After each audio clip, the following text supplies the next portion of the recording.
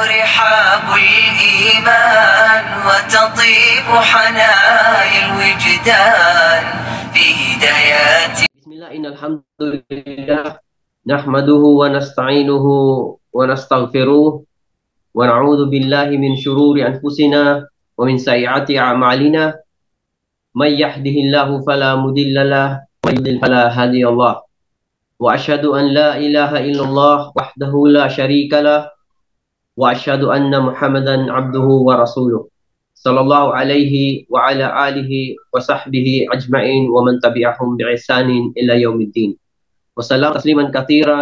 أما بعد Assalamualaikum warahmatullahi wabarakatuh. Salam.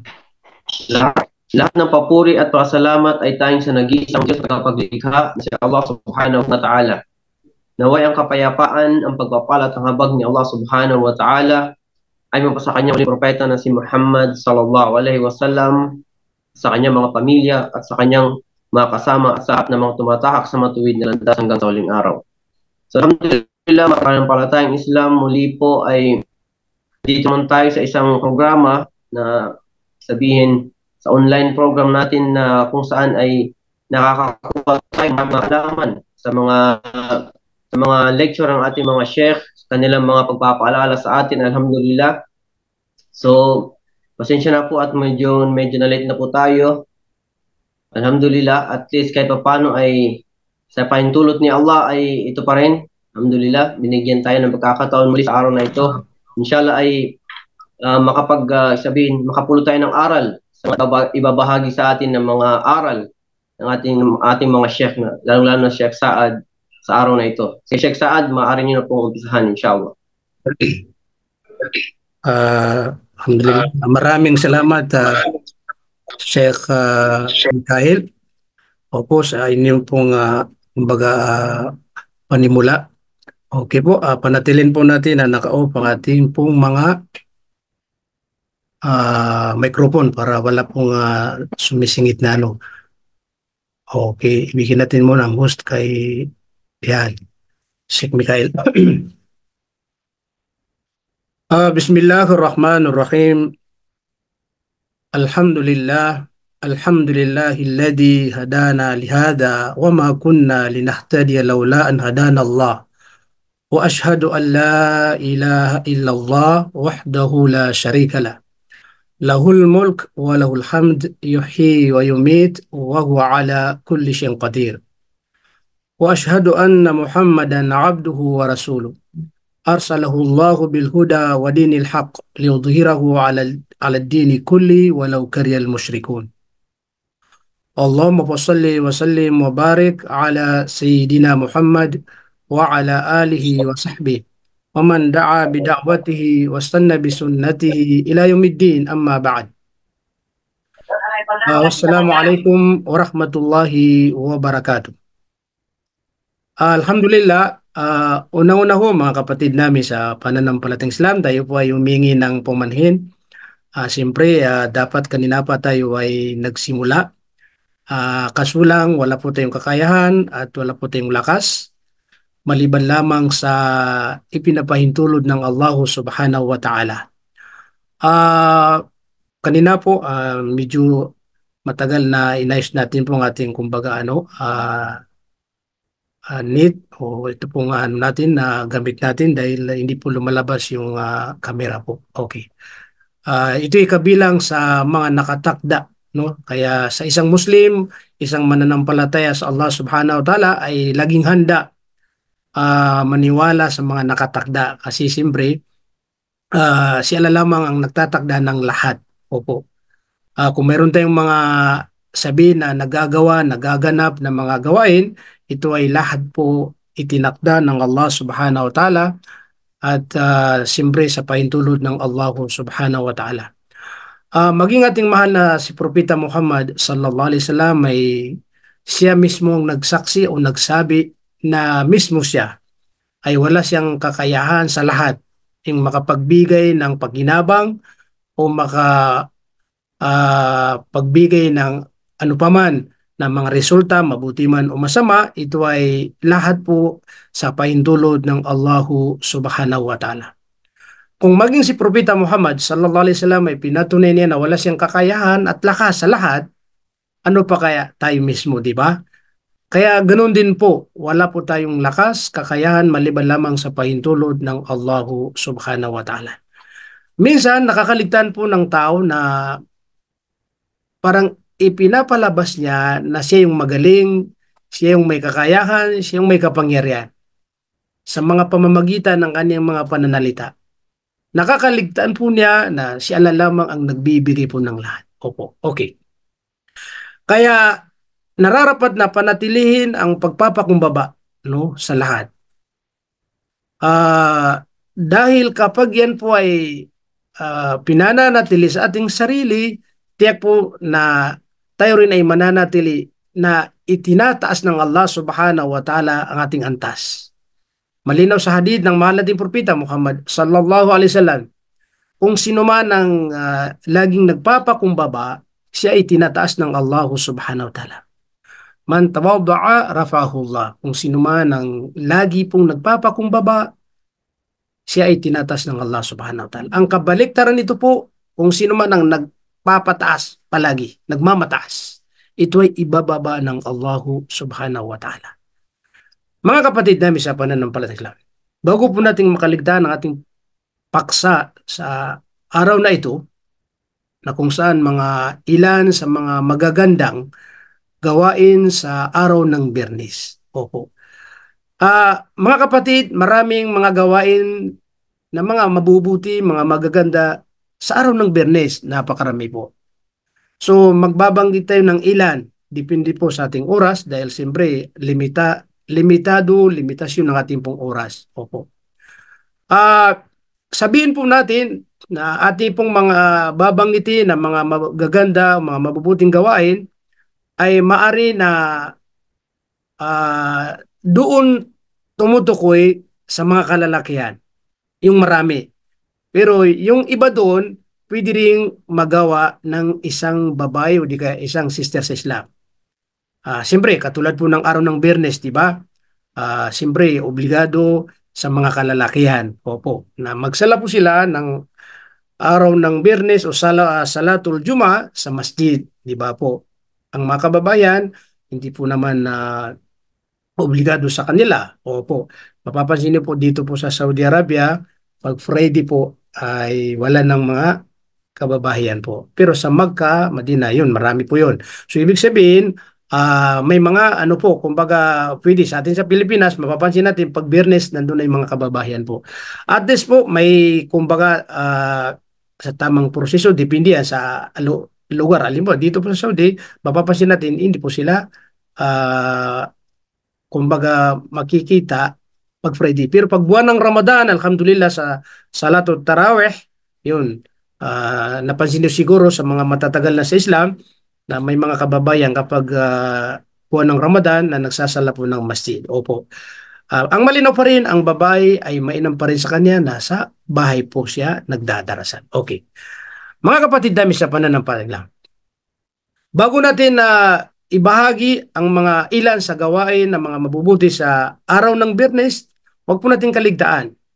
Ang araw ng Biyernes ay ito yung araw na kumbaga pinakamainam sa mga araw, di kaya namumuno sa mga araw. Kaya tinatawag Sayyidul Ayyam. Kumbaga siya yung nangunguna, namumuno sa mga araw. Opo.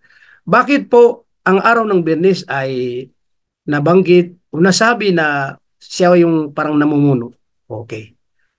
Maraming dahilan po mga kapatid namin sa pananampalatayang Islam. Isa rin sa nabanggit po sa hadith, unang-una, ang araw ng Biyernes, itong sinabi ng Propeta Muhammad sallallahu alaihi wasallam na ang mainam na araw na sinisikatan ng araw ay walang iba kundi araw ng Biyernes. Kumbaga, Yaumul Jum'ah. Hindi po binanggit sa hadith na ang araw na mainam na sinisikatan ng araw ay araw ng halimbawa sabihin natin Sunday o Monday o yung mga ibang araw, kundi Friday po lamang mga kapatid namin sa pananampalataya. Opo. At pangalawang dahilan ay ang araw ng Biyernes ay dito mismo, kumbaga nilikha ang ating kumbaga ama na kung saan si Adam alayhi salatu wassalam. Opo. Ang araw ng Biyernes ay ito yung araw na kung saan ah, nakapasok sa paraiso si Adam alayhi salatu wassalam. At ito yung araw din na kung saan kumbaga nakalabas, no, sa tinatawag na paraiso. At ang araw ng Biyernes at dito rin itatapat ng tagapaglikha yung tinatawag na wawakasin ang mundo. Tinatawag na as-saa. Kaya may hadith ng Propeta Muhammad sallallahu alaihi wasallam na kung saan la taqumus saa, hindi na magigiba, wawakasin itong mundo maliban lamang na sa araw ng Biyernes po, mga kapatid namin sa pananampalatayang Islam. Kaya ang mga sahaba ng Propeta Muhammad sallallahu alaihi wasallam sa kanilang kapanahunan kapag araw ng Biyernes, opo, magpapakita sila na talagang yung bang pangangamba at takot, baka yun ay araw na yun ay wawakasin ng mundo. Subhanallah. Opo. Ang araw ng Biyernes, mga kapatid namin sa pananampalataya, ito yung kasunod sa sinasabi po natin na ang mga Muslim ay meron silang dalawa lamang na pinagdidiwang na araw na kumbaga malaking araw, Eidul Fitr o Eidul Adha. Sa tinatawag na araw ng pagkatapos ng buwan ng Ramadan at sa panahon din ng kumbaga Hajj ng Eidul Adha. Opo. Sabi po ng mga eskolar, bukod doon ay ang araw ng Biyernes ay isa rin po sa masasabi natin na malaking araw ng kumbaga mga kamusliman po. Subhanallah. Dito sa Saudi, alhamdulillah, kapag araw ng Biyernes, wala na trabaho, ibig sabihin na nagpapahinga po ang ating mga kapatid. Bilang po, kumbaga, galang po sa tinatawag na isang araw na nangunguna na ang araw ng Biyernes. Opo. Okay. Mga kapatid namin sa pananampalataya, ano po ba ang mga gawain na mga magaganda sa araw ng Biyernes? Opo. Okay. Isa po sa sinabi po ng mga eskolar ay una yung tinatawag na ang tanzib. Ibig sabihin yung paglilinis. Opo. Pag sinabi paglilinis sa araw ng Biyernes, siyempre kasama doon yung siyempre magpuputol ng kuko kung umaba na. Halimbawa, siyempre al-ghusl, maliligo po. Okay. Kasama yung gagamit po ng pabango sa mga kalalakihan kung siya pupunta po papunta sa masjid para magsala ng salatul Jum'ah. Opo. At susot po siya ng magandang gamit po niya. Yung damit na yung gusto niya. Yung iba dyan na mapapansin mo na parang okay dahil magsasala na, parang inisip niya pagpapakumbaba, kaya kahit lumang-lumang suot niya, okay na yun. Pero magtataka kami minsan, may mga pag mag-uupisi na, siyempre kung ano yung pinaka maganda sa kanyang suot, yun ang sinusot niya. Bakit? Dahil harapin niya ang kanyang moder, o di kaya ang kanyang, kumbaga, sabi natin, manager sa kumpanya. O sige, nagpapakita siya. Pero pagdating sa, ang harapin mismo ay ang tunay na Diyos, ang Allah subhanahu wa ta'ala, hindi ba mas may karapatan na dapat na doon ka magpapakita dahil ang harapin mo mismo ang Allahu subhanahu wa ta'ala. Opo, yun ay isang ano po, nakakaaya-aya po. Subhanallah. Okay, balikan po natin, paglilinis, ibig sabihin kasama ang paghuhugas, paliligo po. Dalawa po ang sabi po ng mga eskolar. Sa isang hadith, ang sabi ng Propeta Muhammad sallallahu alaihi wasallam na kung saan ang paliligo sa araw ng Biyernes, opo, ito ay wajibun ala kulli muhtalim. Ibig sabihin, sa literal meaning na kahulugan ay obligado sa bawat Muslim na kung saan na nasa tamang edad. Okay, ngayon, mga kapatid,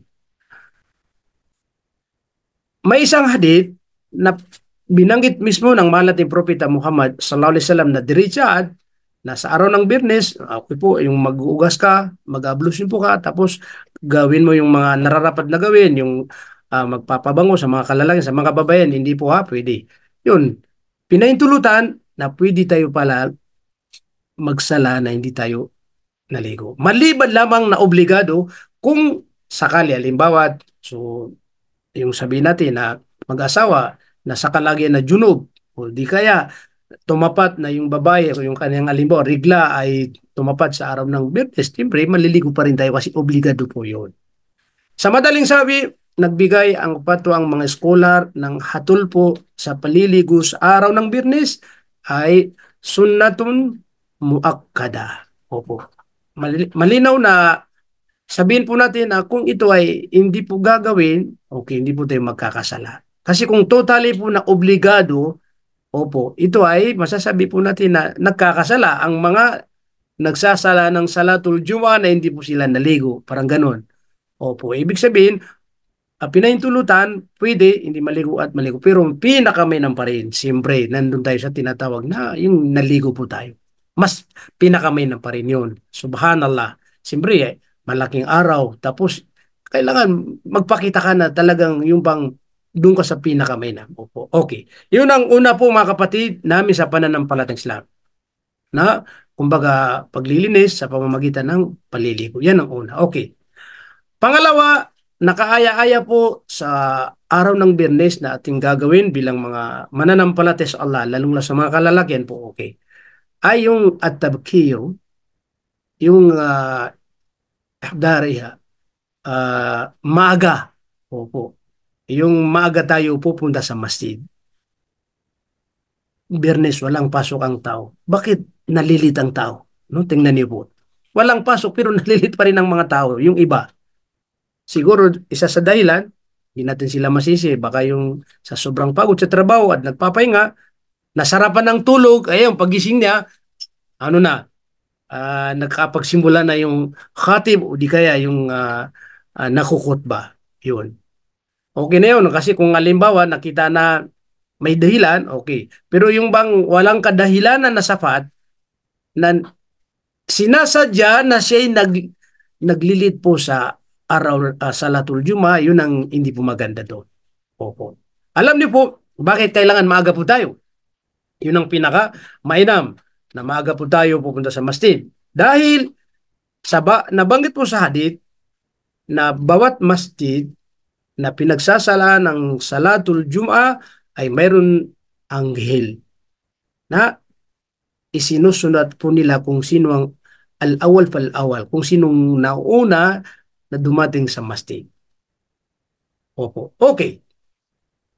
Ang nabanggit po sa hadith, sa kahulugan po, pagka nagsimula na yung imam na makukutba siya, umupo na siya dahil siyempre magsisimula na, halimbawa pagkatapos ng adan, ang mga anghel ay ititiklop po nila ang kanilang listahan, ang kanilang sob. Di ba? Ngayon, ang tanong, dumating ka, nagkataon na itiniklop nila. Sino ang maglilista sa'yo? Di ba po? Kaya dapat po maaga po tayo. Para man naman makasama tayo sa listahan. Mahirap. Pag wala sa listahan, sabi nga, wala ako sa listahan, kaya hindi ako nakakatanggap ng, di ba po? Di ba? Yun ang ibig sabihin, kailangan maaga po tayo. Okay. Kaya ititiklop ang listahan pag nagsimula na dahil ang mga tao ay makikinig po sila. Di ba? So, ibig sabihin, kung wala ka doon, dahil na-late po tayo, yun, hindi ko alam kung saan tayo may ililista, di ba? Pero alam pa rin ang tagapaglikha kung ano po bang pinakadahilan kung bakit yun na-late. Kaya payuhan po natin ating sarili na dapat maaga po tayo sa masjid. Opo, okay. Yun ang gawain na kaayaya sa araw ng Biyernes na dapat maaga po tayo. At kapag nakapasok po tayo sa loob ng masjid, ano po ang gagawin, di ba? Yun ang isa rin po sa dapat pinag-usapan. Mayroon tayong tinatawag na tahiyatul masjid. Ito ay karapatan ng masjid na magsala po tayo ng 2 rakat na sunnah. Sa isang hadith, ang sabi po ng Propeta Muhammad sallallahu alaihi wasallam sa kahulugan po na kung saan kapag nakapasok ka sa masjid, la tajlis, huwag ka nang umupo hanggat hindi ka makapagdarasal ng 2 rakat na sunnah. Ibig sabihin, magsasala ka muna ng 2 rakat bago tayo upo para makinig sa tinatawag khutbah. Okay. Ngayon na kapatid, siyempre, kasalukuyan pagdating ko, dahil na-late po ako, nakapagsimula na ang khatib o di kayong imam, nagkukhutba na sa kasalukuyan. Ano po bang gagawin? Magdasal ako muna ng 2 raka bilang pagsasala ng tahiyatul masjid o makikinig muna kasi ang sabi po ng mga eskolar, yung khutbah ay kumbaga ah, pangkumpleto sa tinatawag na ano po pagdarasal kasi kaya kailangan may khutbah at saka ano po. Okay.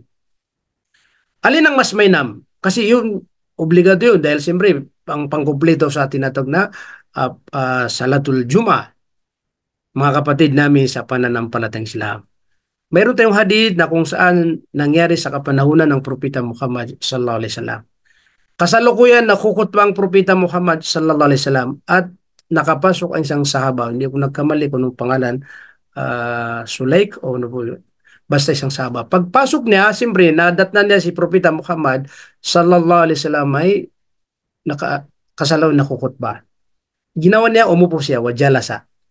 Nang umupo siya, nakita ng Propeta Muhammad sallallahu alaihi wasallam at tinawag siya sa pangalan niya at sabi niya, "Qum, tumayo ka na."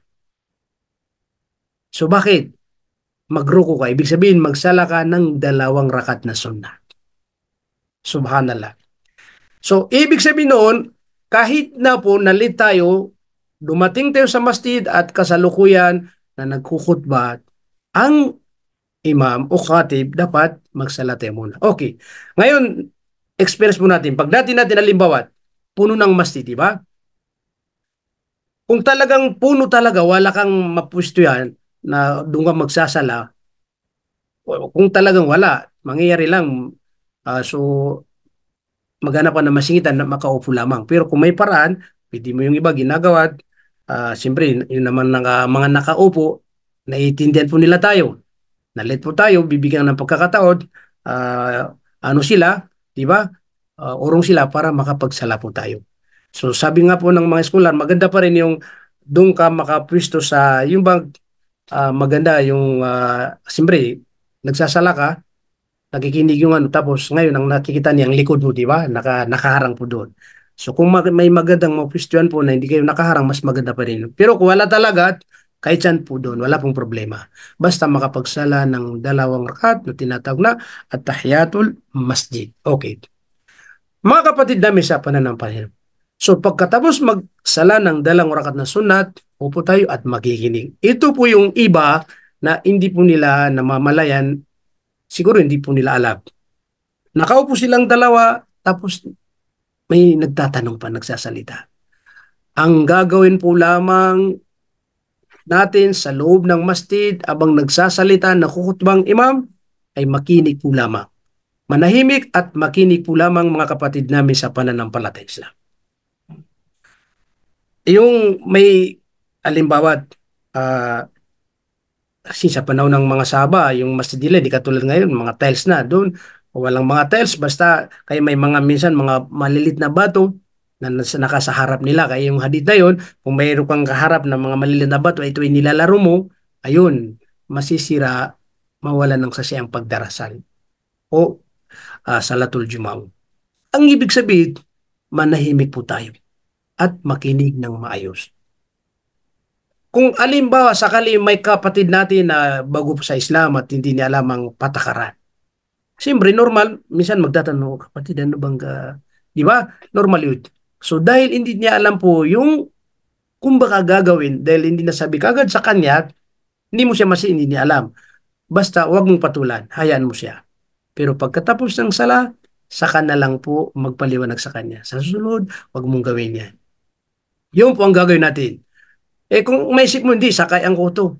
Pagbigyan ko, magsalita rin ako, ay, yun ang hindi po pwede. Kasi siyempre, alam mo ano yung patakaran na hindi ka magsasalita, hindi ka sasagot, yun, ginawa mo, kaya mayroon ka pa rin pagkakamali. Okay. Minsan, may mga hindi naiwasan mga kapatid na may mga tao na pag nagtagal sa pag-upo ilang minuto yan, lalo na yung nagkukutba, medyo matagal, minsan may mga mahabang khutba, siyempre, ang gagawin mo para maging komportable po tayo, di ba? Parang gagalaw tayo. Ako, halimbawa, pag matagal, medyo ano ang aking paa. So, isang ano lang, galaw para medyo maiba, tapos paging komportable, yun. Pero yung patuloy-patuloy na walang kadahilanan, naggumagalaw po tayo, yun ang hindi po pinahintulot sa atin. Opo. Kasi siyempre, di ba, nagsasala tayo. Palagi natin nagsasala. May pagsasala ba pa, tinatanggap po ba yung pagdadarasal na gumagano ka tapos kung ano mga ginagawa mo, o kumikilos ka, gumagalaw ka lahat, di ba?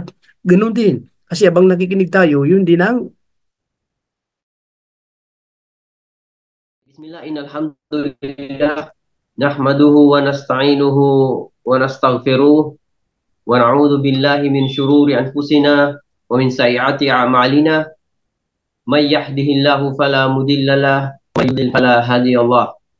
Wa asyhadu an la ilaha illallah wahdahu la syarika lah wa asyhadu anna Muhammadan abduhu wa rasuluh. Sallallahu alaihi wa ala alihi wa sahbihi ajma'in wa man tabi'ahum bi ihsanin ila yaumiddin. Wa salam tasliman katsiran amma ba'd. Assalamualaikum warahmatullahi wabarakatuh. Salam. Lahat ng papuri at pasalamat ay tayong sa nag-iisang Diyos na kapaglikha na si Allah subhanahu wa ta'ala. Naway ang kapayapaan, ang pagpapala at ang habag ni Allah subhanahu wa ta'ala ay mapasa kanyang uling propeta na si Muhammad sallallahu alaihi wasallam, sa kanyang mga pamilya at sa kanyang mga kasama at sa lahat ng mga tumatahak sa matuwid na landas hanggang sa huling araw. So alhamdulillah, mapanampalatayang Islam, muli po ay dito naman tayo sa isang programa na sabihin sa online program natin na kung saan ay nakakakuha tayo ng mga kaalaman sa mga lecture ng ating mga sheikh, kanilang mga pagpapaalala sa atin, alhamdulillah. So, pasensya na po at medyo na late na po tayo. Alhamdulillah, at least kahit paano ay sa pahintulot ni Allah ay ito pa rin. Alhamdulillah, binigyan tayo ng pagkakataon muli sa araw na ito. Inshallah ay makapulot tayo ng aral sa ibabahagi sa atin ng mga aral ng ating mga sheikh, lalo na Sheikh Saad sa araw na ito. Si Sheikh Saad, maaari niyo na pong umpisahan, inshallah. Alhamdulillah. Maraming salamat, Sheikh Mikhail. Opo, sa inyong pong panimula. Okay po, panatilin po natin na naka-off ang ating pong mga microphone para wala pong sumisingit na ano. Okay, ibigin natin muna ang host kay yan, Sheikh Mikhail. Bismillahirrahmanirrahim. Alhamdulillah. Alhamdulillahilladzi hadana lihada wa ma kunna linahtadiya laula an hadana Allah. Wa ashhadu an la ilaha illallah wahdahu la syarika lah. Lahul mulk wa lahul hamd yuhyi wa yumit wa huwa ala kulli syai'in qadir. Wa ashhadu anna Muhammadan abduhu wa rasuluh. Arsalahu Allahu bil huda wa dinil haqq liyudhhirahu ala ad-dini kulli walau karihal musyrikun. Allahumma salli wa sallim wa barik ala sayyidina Muhammad wa ala alihi wa sahbihi wa man da'a bi da'watihi wa istanna bi sunnatihi ila yaumiddin, amma ba'd. Wassalamualaikum warahmatullahi wabarakatuh. Alhamdulillah, una-una ho mga kapatid namin sa pananampalatayang Islam, tayo po ay humingi ng pumanhin. Siyempre, dapat kanina pa tayo ay nagsimula. Kaso lang, wala po tayong kakayahan at wala po tayong lakas, maliban lamang sa ipinapahintulot ng Allah subhanahu wa ta'ala. Kanina po, medyo matagal na inayos natin po ang ating kumbaga need o ito pong natin na gamit natin dahil hindi po lumalabas yung camera po. Okay.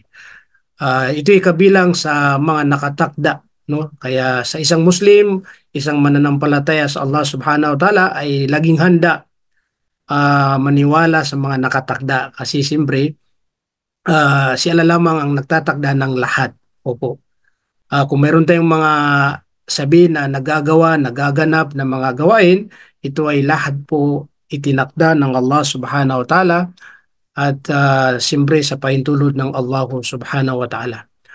Maging ating mahal na si Propeta Muhammad sallallahu alaihi wasallam ay siya mismo ang nagsaksi o nagsabi na mismo siya ay wala siyang kakayahan sa lahat yung makapagbigay ng pagginabang o pagbigay ng ano paman na mga resulta, mabuti man o masama. Ito ay lahat po sa pahintulot ng Allahu Subhanahu wa Ta'ala. Kung maging si Propeta Muhammad sallallahu alaihi wasallam ay pinatunay niya na wala siyang kakayahan at lakas sa lahat, ano pa kaya tayo mismo, di ba? Kaya ganoon din po, wala po tayong lakas, kakayahan maliban lamang sa pahintulot ng Allahu Subhanahu wa Ta'ala. Minsan nakakaligtaan po ng tao na parang ipinapalabas niya na siya yung magaling, siya yung may kakayahan, siya yung may kapangyarihan sa mga pamamagitan ng kanyang mga pananalita. Nakakaligtaan po niya na siya lamang ang nagbibigay po ng lahat. Opo, okay. Kaya nararapat na panatilihin ang pagpapakumbaba, no, sa lahat. Dahil kapag yan po ay pinananatili sa ating sarili, tiyak po na tayo rin ay mananatili na itinataas ng Allah Subhanahu wa Ta'ala ang ating antas. Malinaw sa hadith ng mahal nating propeta Muhammad sallallahu alaihi wasallam, kung sino man ang laging nagpapakumbaba, siya ay tinataas ng Allah Subhanahu wa Ta'ala. Man tawadda'a rafa'ahu Allah. Kung sino man ang lagi pong nagpapakumbaba, siya ay tinataas ng Allah Subhanahu wa Ta'ala. Ang kabaliktaran nito po, kung sino man ang nagpapataas palagi, nagmamataas, ito ay ibababa ng Allah Subhanahu wa Ta'ala. Mga kapatid namin sa pananampalataya, bago po nating makaligtaan ang ating paksa sa araw na ito, na kung saan mga ilan sa mga magagandang gawain sa araw ng Biyernes. Opo. Mga kapatid, maraming mga gawain na mga mabubuti, mga magaganda sa araw ng Biyernes, napakarami po. So magbabanggit tayo ng ilan, depende po sa ating oras dahil siyempre limitasyon ng ating pong oras. Opo. Sabihin po natin na ating pong mga babanggitin na mga magaganda, mga mabubuting gawain ay maari na doon tumutukoy sa mga kalalakihan, yung marami. Pero yung iba doon, pwede ring magawa ng isang babae o di kaya isang sister sa Islam. Siyempre, katulad po ng araw ng Biyernes, di ba? Siyempre, obligado sa mga kalalakihan. Opo, na magsala po sila ng araw ng Biyernes o Salatul Juma sa masjid, di ba po? Ang mga kababayan, hindi po naman obligado sa kanila. Opo, mapapansin niyo po dito po sa Saudi Arabia, pag Friday po ay wala ng mga kababayan po. Pero sa Makkah, Madina, yun, marami po yun. So, ibig sabihin, may mga ano po, kumbaga pwede sa atin sa Pilipinas, mapapansin natin pag Biyernes nandun na yung mga kababayan po. At this po, may kumbaga sa tamang proseso, depende yan sa lugar. Alimbawa, dito po sa Saudi, mapapansin natin, hindi po sila kumbaga makikita pag Friday. Pero pag buwan ng Ramadan, alhamdulillah sa Salatul Tarawih, yun, napansin niyo siguro sa mga matatagal na sa Islam, na may mga kababayan kapag buwan ng Ramadan na nagsasala po ng masjid. Opo. Ang malinaw pa rin, ang babae ay mainam pa rin sa kanya, nasa bahay po siya nagdadarasan. Okay. Mga kapatid namin sa pananampalataya, bago natin ibahagi ang mga ilan sa gawain ng mga mabubuti sa araw ng Biyernes, huwag po natin kaligtaan. Ang araw ng Biyernes ay ito yung araw na kumbaga pinakamainam sa mga araw, di kaya namumuno sa mga araw. Kaya tinatawag Sayyidul Ayyam. Kumbaga siya yung nangunguna, namumuno sa mga araw. Opo. Bakit po ang araw ng Biyernes ay nabanggit o nasabi na siya yung parang namumuno? Okay. Maraming dahilan po mga kapatid namin sa pananampalatayang Islam. Isa rin sa nabanggit po sa hadith, unang-una, ang araw ng Biyernes, itong sinabi ng Propeta Muhammad sallallahu alaihi wasallam na ang mainam na araw na sinisikatan ng araw ay walang iba kundi araw ng Biyernes. Kumbaga, Yaumul Jum'ah. Hindi po binanggit sa hadith na ang araw na mainam na sinisikatan ng araw ay araw ng halimbawa sabihin natin Sunday o Monday o yung mga ibang araw, kundi Friday po lamang mga kapatid namin sa pananampalataya. Opo. At pangalawang dahilan ay ang araw ng Biyernes ay dito mismo, kumbaga, nilikha ang ating, kumbaga, ama na kung saan si Adam alayhi salatu wassalam. Opo. Ang araw ng Biyernes ay ito yung araw na kung saan nakapasok sa paraiso si Adam alayhi salatu wassalam. At ito yung araw din na kung saan kumbaga nakalabas, no, sa tinatawag na paraiso. At ang araw ng Biyernes at dito rin itatapat ng tagapaglikha yung tinatawag na wawakasin ang mundo, tinatawag na as-saa. Kaya may hadith ng Propeta Muhammad sallallahu alaihi wasallam na kung saan la taqumus saa, hindi na magigiba, wawakasin itong mundo maliban lamang na sa araw ng Biyernes po mga kapatid namin sa pananampalatayang Islam. Kaya ang mga sahaba ng Propeta Muhammad sallallahu alaihi wasallam sa kanilang kapanahunan kapag araw ng Biyernes, opo, magpapakita sila na talagang yung bang pangangamba at takot, baka yun ay araw na yun ay wawakasin ng mundo. Subhanallah. Opo. Ang araw ng Biyernes, mga kapatid namin sa pananampalataya, ito yung kasunod sa sinasabi po natin na ang mga Muslim ay meron silang dalawa lamang na pinagdidiwang na araw na kumbaga malaking araw, Eidul Fitr o Eidul Adha. Sa tinatawag na araw ng pagkatapos ng buwan ng Ramadan at sa panahon din ng kumbaga Hajj ng Eidul Adha. Opo. Sabi po ng mga eskolar, bukod doon ay ang araw ng Biyernes ay isa rin po sa masasabi natin na malaking araw ng kumbaga mga kamusliman po. Subhanallah. Dito sa Saudi, alhamdulillah, kapag araw ng Biyernes, wala na trabaho, ibig sabihin na nagpapahinga po ang ating mga kapatid. Bilang po, kumbaga, galang po sa tinatawag na isang araw na nangunguna na ang araw ng Biyernes. Opo. Okay. Mga kapatid namin sa pananampalataya, ano po ba ang mga gawain na mga magaganda sa araw ng Biyernes? Opo. Okay. Isa po sa sinabi po ng mga eskolar ay una yung tinatawag na ang tanzib. Ibig sabihin yung paglilinis. Opo. Pag sinabi paglilinis sa araw ng Biyernes, siyempre kasama doon yung siyempre magpuputol ng kuko kung umaba na, halimbawa. Siyempre al-ghusl, maliligo po. Okay. Kasama yung gagamit po ng pabango sa mga kalalakihan kung siya pupunta po papunta sa masjid para magsala ng salatul Jum'ah. Opo. At susot po siya ng magandang gamit po niya. Yung damit na yung gusto niya. Yung iba dyan na mapapansin mo na parang okay dahil magsasala na, parang inisip niya pagpapakumbaba, kaya kahit lumang-lumang suot niya, okay na yun. Pero magtataka kami minsan, may mga pag mag-uupisi na, siyempre kung ano yung pinaka maganda sa kanyang suot, yun ang sinusot niya. Bakit? Dahil harapin niya ang kanyang moder, o di kaya ang kanyang, kumbaga, sabi natin, manager sa kumpanya. O sige, nagpapakita siya. Pero pagdating sa, ang harapin mismo ay ang tunay na Diyos, ang Allah subhanahu wa ta'ala, hindi ba mas may karapatan na dapat na doon ka magpapakita dahil ang harapin mo mismo ang Allahu subhanahu wa ta'ala. Opo, yun ay isang ano po, nakakaaya-aya po. Subhanallah. Okay, balikan po natin paglilinis, ibig sabihin kasama ang paghuhugas, paliligo po. Dalawa po ang sabi po ng mga eskolar. Sa isang hadith, ang sabi ng Propeta Muhammad sallallahu alaihi wasallam na kung saan ang paliligo sa araw ng Biyernes, opo, ito ay wajibun ala kulli muhtalim. Ibig sabihin, sa literal meaning na kahulugan ay obligado sa bawat Muslim na kung saan nasa tamang edad. Okay, ngayon, mga kapatid,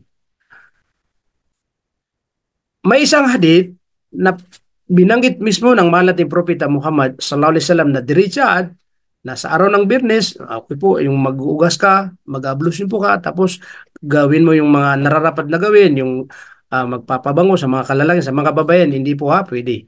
Yun, pinahintulutan na pwede tayo pala magsala na hindi tayo naligo. Maliban lamang na obligado kung sakali, halimbawa, so yung sabihin natin na mag-asawa na sa kalagayan na junub o di kaya tumapat na yung babae o yung kanyang halimbawa rigla ay tumapat sa araw ng Biyernes, siyempre maliligo pa rin tayo kasi obligado po yun.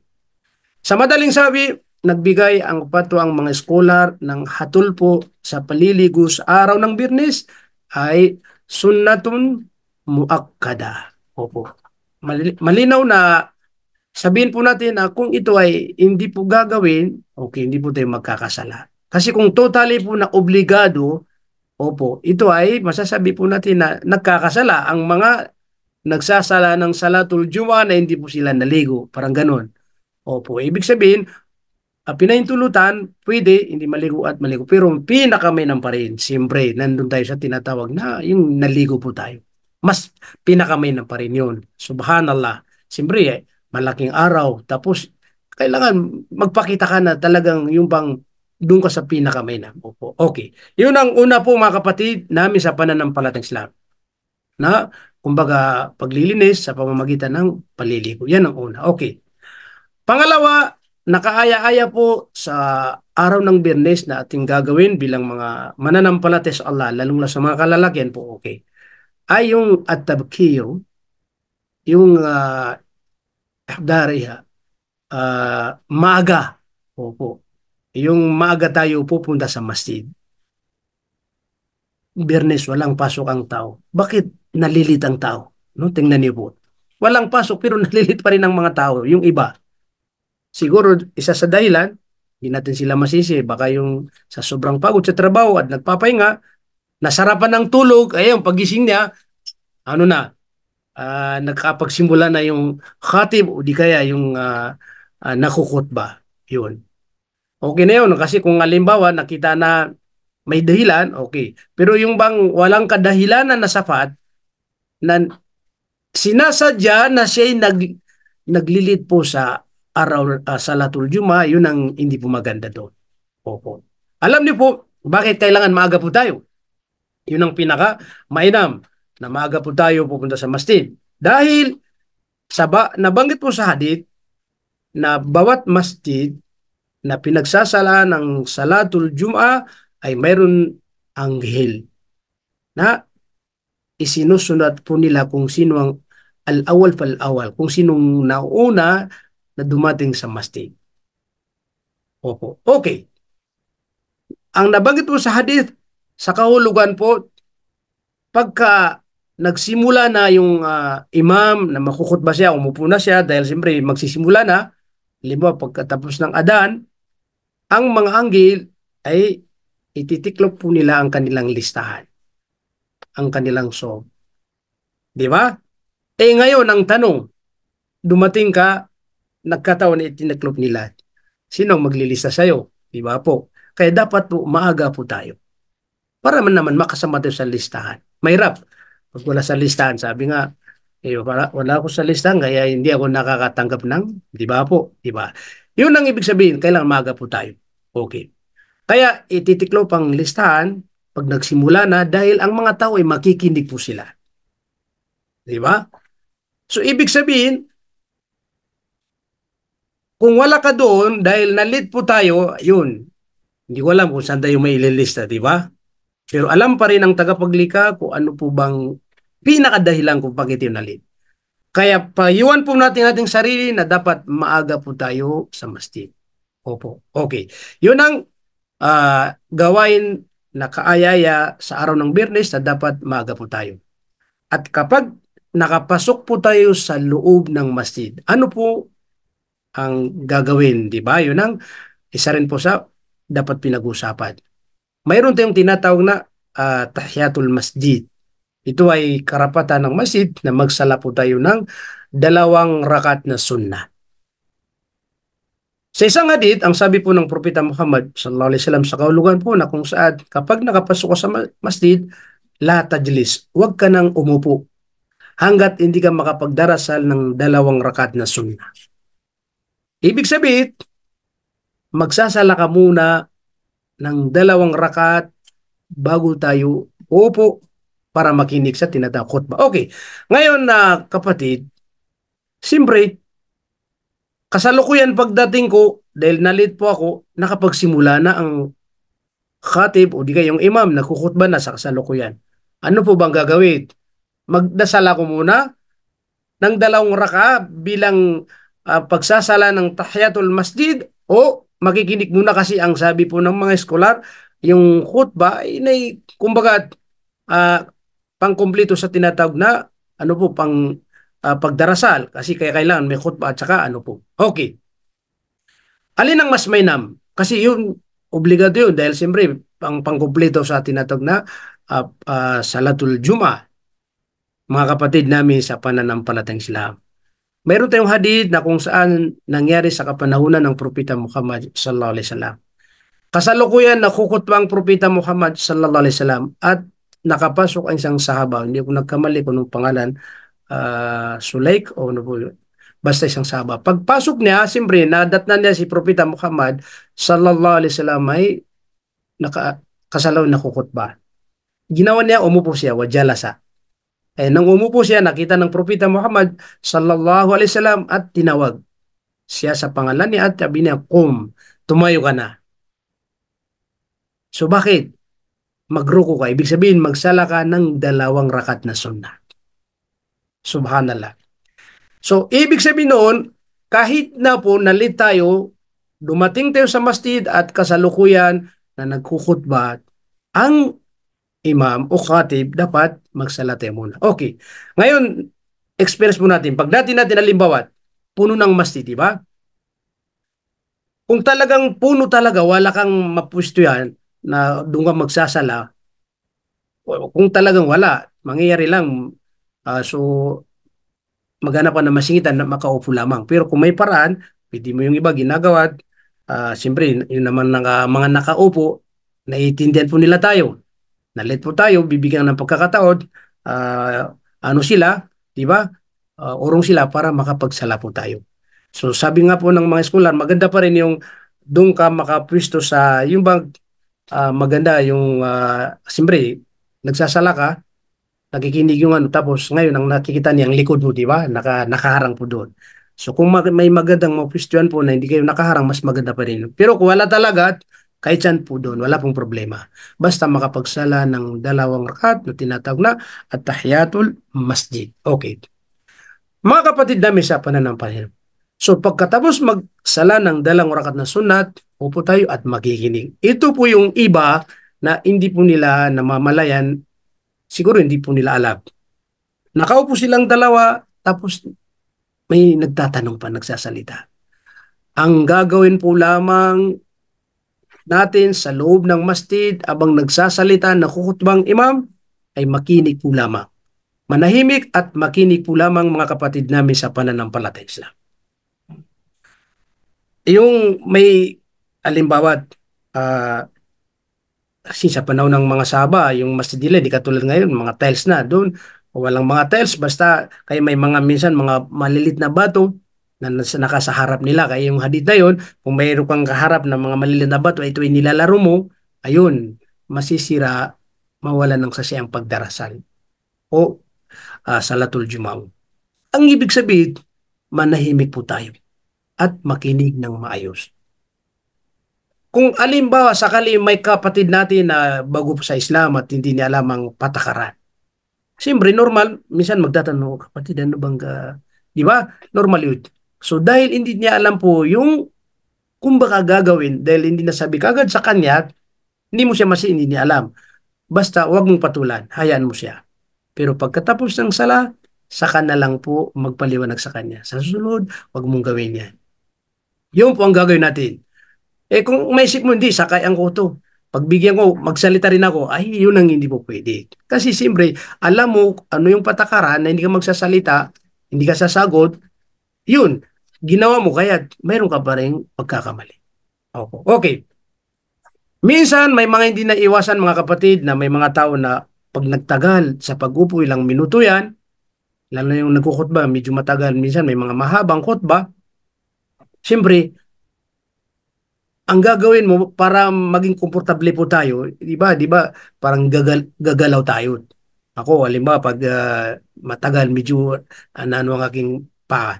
So, isang ano lang, galaw para medyo maiba, tapos paging komportable, yun. Pero yung patuloy-patuloy na walang kadahilanan, naggumagalaw po tayo, yun ang hindi po pinahintulot sa atin. Opo. Kasi, siyempre, di ba, nagsasala tayo. Palagi natin nagsasala. May pagsasala ba pa, tinatanggap po ba yung pagdadarasal na gumagano ka tapos kung ano mga ginagawa mo o kumikilos ka, gumagalaw ka lahat, di ba? Ganun din. Kasi abang nakikinig tayo, yun din ang